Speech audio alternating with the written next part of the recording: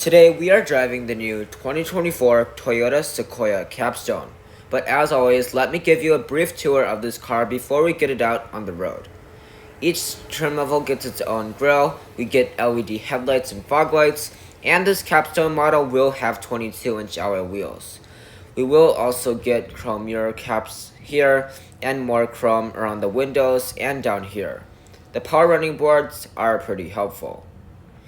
Now moving around back, we do have a different design from the Tundra with this chrome strip that runs in between the taillights, and we also will have a window that pops open. Now moving on to the cargo area, we don't have a lot of space back here if you slide the seats all the way back. Now you do have a cargo mat and you do have a shelf system which does make good use of the space. And the seats will also fold down with a power switch. Now to close it up, you just push the button right there. Now the trunk does close pretty slowly, which is one of my complaints because if you're in a hurry, then you'll have to wait around for a while. But in the second row, things get better. You have a really nice door panel that is shaped so that you can rest your arm on it. You get sunshades, contrast stitching, open pore wood trim, leather, and a good amount of storage down below. Now getting in is relatively easy with the assist grip and the power running boards, which is good for little kids. Now the second row is a very comfortable place in the Sequoia with the third zone of climate control, USB ports down there, and heated and ventilated seats. We do have a console down here, which is a good place to put a phone or a tablet or something like that. Now in the third row, it is tighter than the competition, but you do get a good amount of amenities like storage space to put something and 2 USB ports on either side. You can also power recline the seats from the third row. Now third row access is relatively easy. Just by pulling a handle, you can get in, but let's check out the front area. Now once you open and close the door, the running boards will detract. And let's just take a look at this door panel. Softest material, leather, more plastic, some plastic around the switchgear, open pore wood, and storage down below. Now you do have 14 ways of power adjusting seats with a dye extender, and these are the best seats you can get in a Toyota besides the Tundra Capstone. These are semi-aniline leather seats. Now you do have a very nicely leather wrapped heated steering wheel, and you even get digital gauge clusters. Materials will be above and beyond for a Toyota with open pore wood trim, leather, softest material, and some plastic for the buttons. Now this is very impressive for a Toyota, but it does make sense since this is $84,000. Now for the infotainment system, this is the latest 14-inch audio multimedia display. Storage is abundant in this Sequoia with access there, more storage there, and you can lift up the whole thing to have a ton of storage. Now up top you do get a digital rear view mirror, and you can change that if you don't like it, but you also get a large panoramic sunroof up top. A head-up display will also be included. Now let's go ahead and take the Sequoia out on the road and let's see what Toyota's got.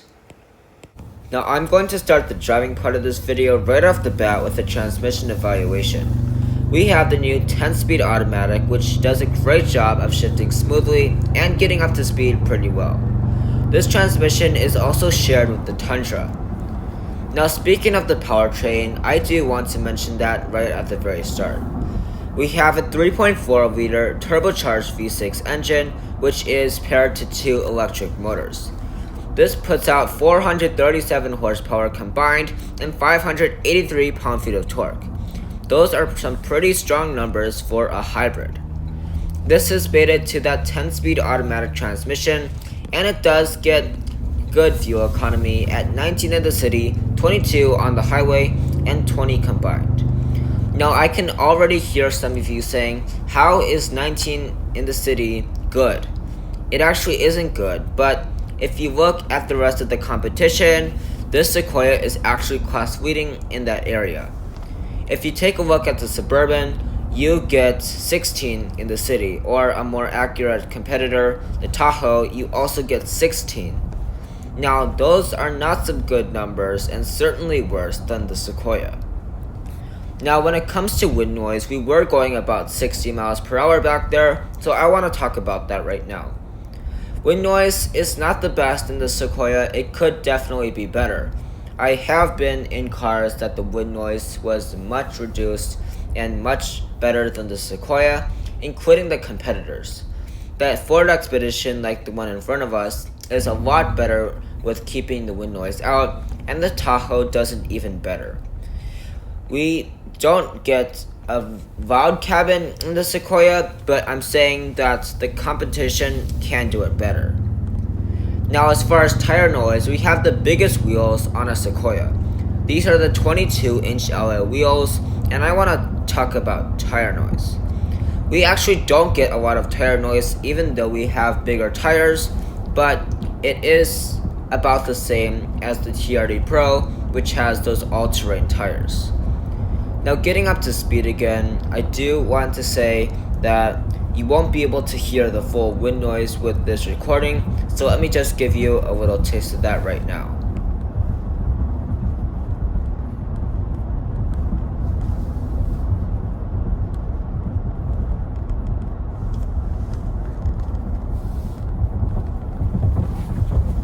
Now I do want to talk about handling since I didn't dedicate a part in this test drive to the handling test. The Sequoia really needs a suspension upgrade just like every other SUV, but I do feel like the Sequoia and the Tahoe handle the worst. Now there is a lot of body roll when you turn, and this just makes it feel like a bigger SUV than it actually is.